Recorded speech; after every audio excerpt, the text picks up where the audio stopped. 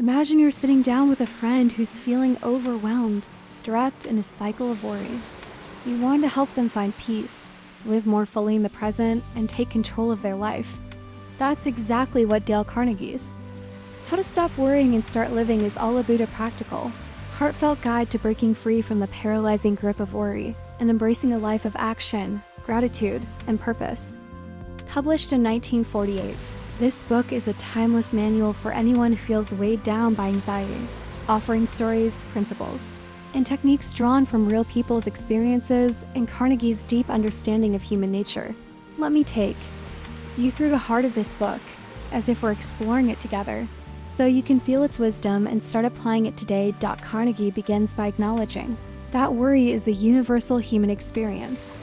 It's that gnawing feeling that keeps you up at night, whether you're stressing about work, relationships, health, or the future. He doesn't dismiss worry as trivial. Instead, he treats it as a serious obstacle that can sap your energy, harm your health, and rob you of joy. But here's the good news. Worry is something you can manage, and Carnegie's mission is to show you how.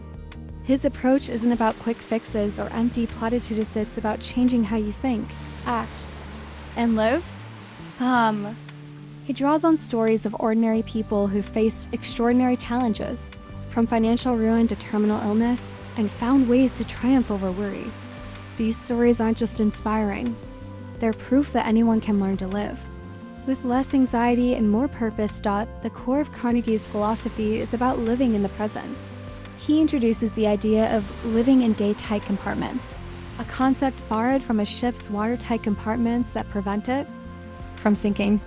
The idea is simple but profound. Focus only on today. Don't let yesterday's regrets or tomorrow's fears creep into your mind. He tells the story of Sir William Osler, a renowned doctor who lived by this principle. Quoting Thomas Carlyle, "Our main business is not to see what lies dimly at a distance, but to do what lies clearly at hand."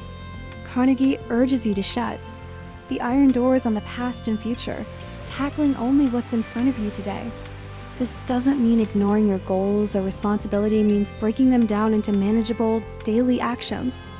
By focusing on the present moment, you stop borrowing trouble from a future that hasn't arrived and a past you can't change.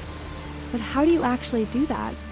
Carnegie offers a practical formula for handling worry, inspired by Willis H. Carrier, an engineer who solved complex problems by breaking them down. First, ask yourself, what's the worst that can happen? Face the absolute worst-case scenario head-on. Next, accept it mental in it as something you want, but as something you're prepared to handle if it comes. Finally, start improving on that worst-case scenario by taking action.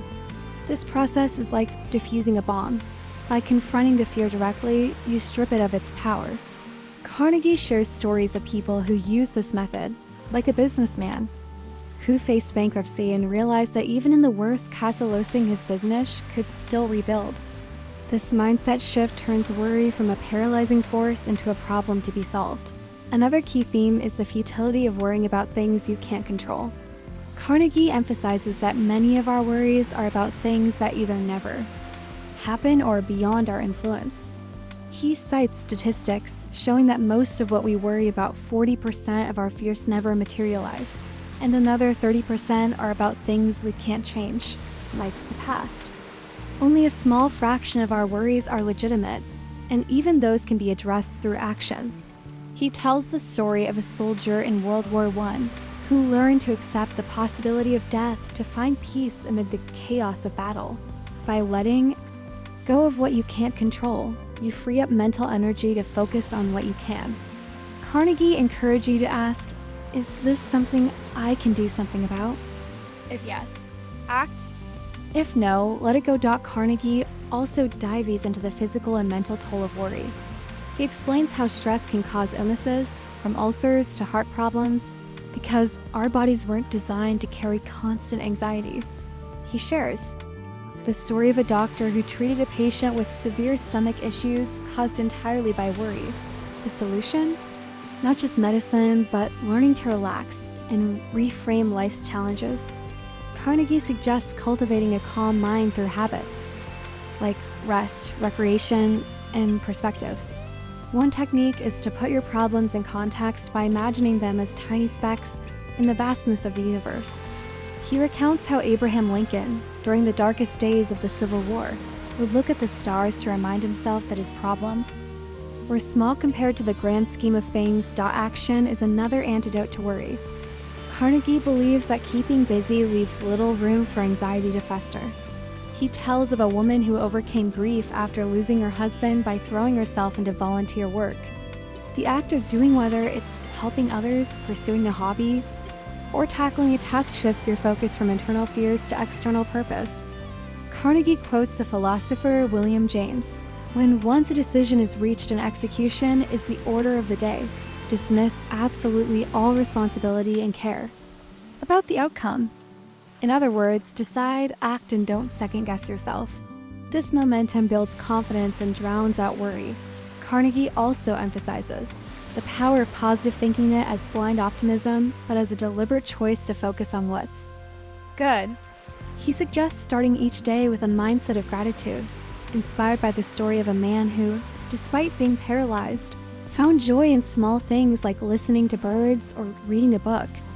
Carnegie encourages you to count your blessings, not your troubles, and to consciously choose thoughts that uplift rather than drag you down. He also advises against dwelling on criticism or resentment, which only fuel worry. Instead, try to understand others' perspectives and forgive their flaws. He shares the example of a businessman who stopped worrying about his critics by focusing on his own goals and refusing to let their negativity define him. One of the most practical sections of the book is about managing everyday stressors. Carnegie offers tips like organizing your work to avoid fatigue, which breeds worry. He suggests prioritizing tasks, delegating when possible, and taking breaks to recharge. He also warns against the trap of perfectionism, which can paralyze you with fear of failure. Instead, do your best and move on. Another gem is his advice on handling criticism. Don't take it personally, but use it as a chance to grow. He tells of a writer who kept a file of negative reviews and laughed them off, refusing to let them derail her work. Carnegie doesn't shy away from spiritual perspectives either. While the book isn't religious, he acknowledges that faith, whether in God, a higher power, or simply the goodness of life, can be a powerful tool for peace. He shares stories of people who found solace in prayer or meditation, not as a way to escape problems, but as a source of strength to face them. One woman, facing a terminal illness, found calm by surrendering her fears to a higher power, allowing her to live her final days with grace. Finally, Carnegie wraps his advice in a call to live with purpose.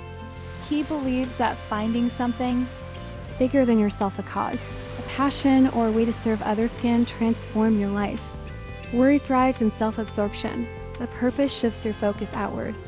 He tells of a man who overcame depression by dedicating his life to helping underprivileged children, finding that his own worries faded as he focused on others' needs. Carnegie's ultimate message is that life is too short to be consumed by worry. By living in the present, taking action, embracing gratitude, and finding meaning, you can not only stop worrying, but start truly living. So, what's the takeaway? Carnegie's book is like a wise friend who doesn't just tell you to stop worrying, but shows you how through stories, practical steps, and a shift in perspective. It's about accepting what you can't change, acting on what you can, and choosing to fill your mind with hope and purpose. Whether you're facing a specific worry or just want to live more fully, this book is a roadmap to a lighter, more joyful life. Start today, live in this moment. Take one step and let worry slip away as you embrace the life you're meant to live.